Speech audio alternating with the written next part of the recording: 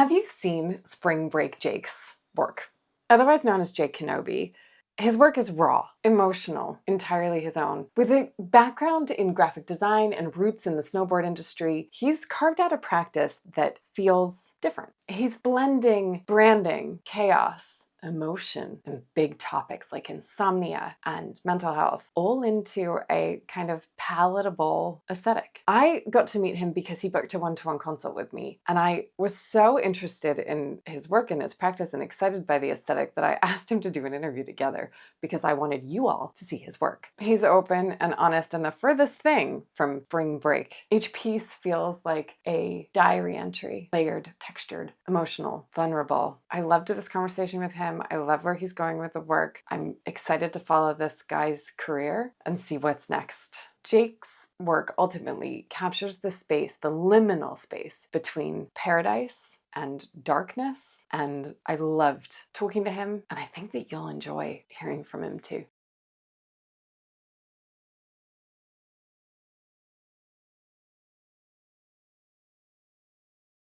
I'm nervous, man.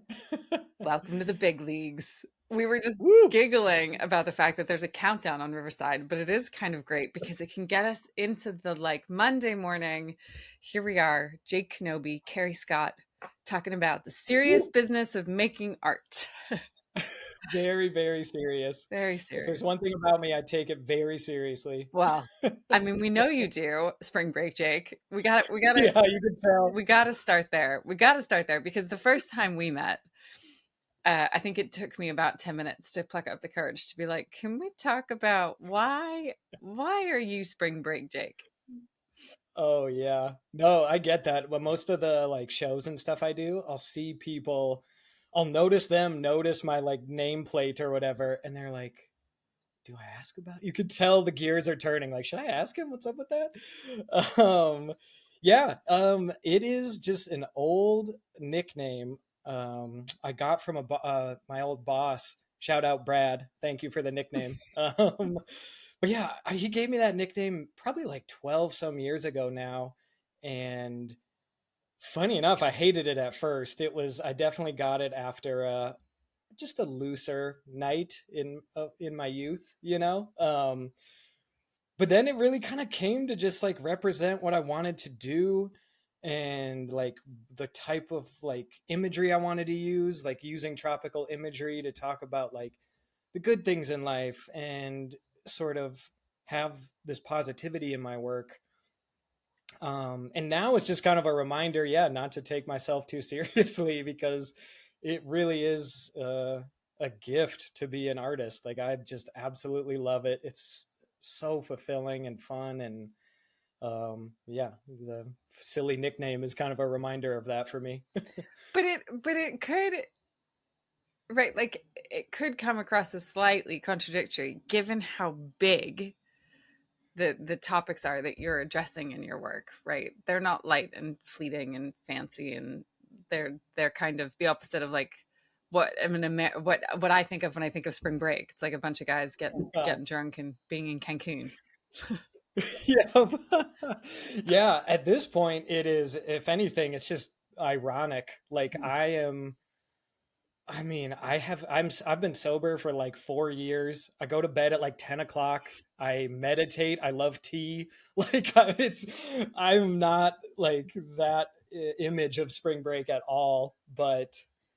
Uh, but yeah, it's also I really, for the heavy subjects I talk about, I really try to find the joy in life and the fun. And I just think, yeah, the name still kind of represents that for me. It also, I mean, shout out to your friend. It does have an absolutely phenomenal ring to it. Yeah, right. Yeah, it's memorable. It rhymes. It's great.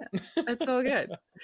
What when you first came on, I was like, and ironically, we did start it at 4:33 my time, and I was like, oh my god, I didn't do the math on this. He's West Coast America. Is it 3:33 in the morning? And you then Yeah, reminded me, you were like, Carrie, it's a painting. yeah, we've talked about this here. um, yeah, no, that was one of the first pieces I made recently for a new collection, a new body of work. I actually just recently titled it Bedtime, because as we talked about before, yeah, this whole collection is about my sleep journey, if you will. I've had, a lot of issues with insomnia and just being a chronic night owl my whole life. Especially in those, I guess, younger partier days. And so, yeah, I'm just painted a clock I'm very familiar with seeing, I would say. Does the time have significance? And I ask this from a very pointed, uh, biased perspective. The other day, a friend told me that if you wake up consistently around 3 a.m., it's because you're talking to spirits. I have heard similar. I've even seen movies where Have you? like aliens visit at 3:30 in the morning. Like it is kind of a thing people believe in. I'll admit that's not why I picked that time. Um, yeah, it has, I guess, a couple meanings. On the one side of like not taking myself too seriously, it's half of 666, and I thought that was funny.